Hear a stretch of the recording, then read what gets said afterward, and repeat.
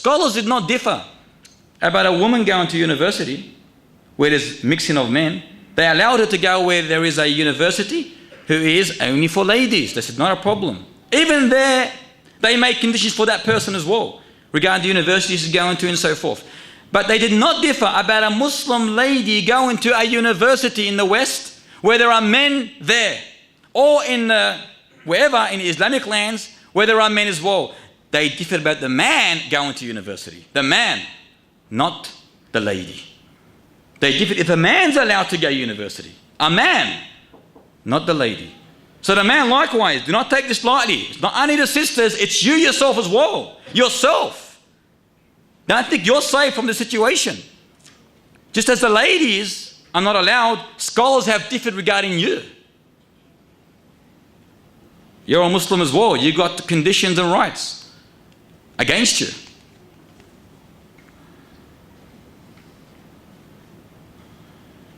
Number 18, the mingling of some students who study in other countries with Western families and living with them in one home. I think they call it exchange student, is it not?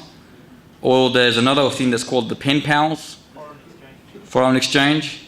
And that is un-Islamic, where they allow students to go overseas, or from there they come to here, and thus they enter a family for a month or two, or for as long as it takes for them to finish the course, and they live with them as though it is their family. This is haram. Or the pen pals, likewise, it's not acceptable. Pen pals are when you start, it's the pen where you start writing letters to a person overseas, or she writes or he writes to you. This is not allowed in Islam. This is a kufr way, not an Islamic way. The call for sending women abroad for the purpose of continuing their higher education. This leads to the fact that these women adopt destructive Western ideas. Is another evil practice that we see. When she finishes from the minor devil, she goes to a major devil. And they're all devilish. But it's like she's advanced into another devil now. And when our devils are of different sort of levels. So from one devil to a larger devil. Number 21. Mingling of male and female students at the higher levels of education with the claim that this is necessary for specialized studies. Haram.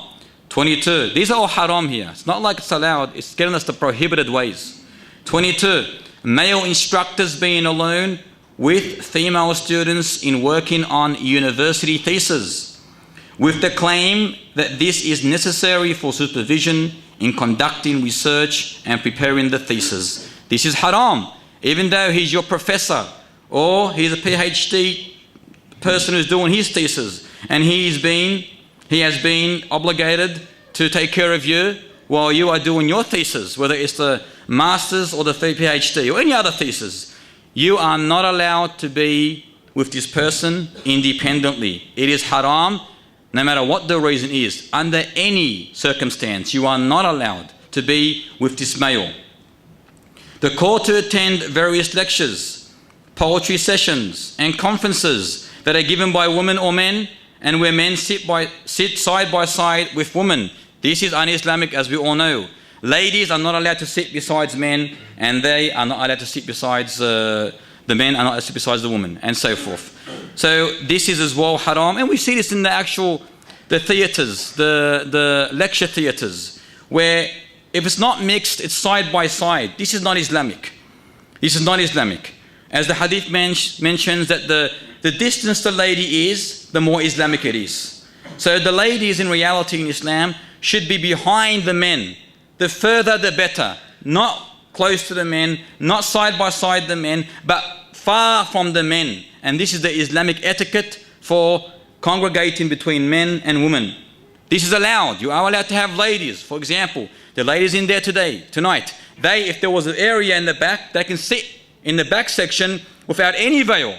There is no harm if that permitted it in this room. So this is allowed, but you are not allowed to sit close to them, side by side, or so close that they can exchange their vision to each other. There's one sister in university, I was doing a lesson there, and she goes to me, but how are we going to find our boyfriends? I said, A'udhu billahi minash shaitanir rajim. This is a sister in university. A university student, in other words. 25, female nurses and female doctors mingling with non-related men, even if those men are also nurses and doctors. Just because you're a doctor or a nurse or a scientist doesn't mean that you are allowed to mingle with the other party. It is not allowed. So there's no excuse here. You've got no excuse. No matter what you are, how you are, what occupation you do, you are not allowed to mingle with the other sex under any circumstance. There is no allowance here. There is no allowance unless that which Islam allowed. The male doctor being alone with the female nurse or female doctor, not allowed. Not allowed. The woman uncovering herself for a male doctor without any need or necessity, or while there is a female doctor available. Many of us go to doctors, physicians. We may need to go to see some kind of treatment for our sickness. However, we do not go to the female doctors if it's a male person unless there is no male doctors. Likewise, your wife or the female does not go where? To a male doctor unless there's a real need for that. And if she goes, she must have a mahram with her. If there's no mahram, she is not allowed to go. So if she goes to a male doctor and there is no female doctors except him to treat her with that disease or sickness, she is allowed to go there. She has to have a what? A mahram with her. And when she goes there, she does not uncover except that which she needs to uncover. For example, when she's in the room with the doctor and her mahram, she doesn't say, okay, hijab's taken off now, he's a doctor. No. Doesn't work like that. She's not allowed to do that. He is allowed and only allowed to see that which he needs to. There was a situation that happened not long ago. An elderly lady, she has niqab on and she had an ear infection. So she went to the doctor. She asked me if I'm allowed to do this.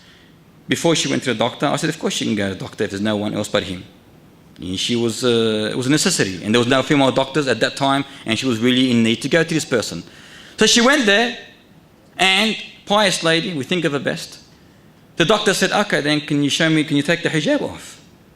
She goes, no, I won't take the hijab off. I don't have a problem with my face or my head, it's my ear. She unveiled her ear. She goes, here you go. You can see my ear. That's the problem is, and only here. It's okay then. He responded. That's all he needs to see, her ear. So you only limit it to that which is necessity. So she unveiled the ear, and he treated her. Take the hijab off, and the dress off, and this and that off. What for? Anta abi, anta abuya. You're not my father. But ladies, many ladies don't care.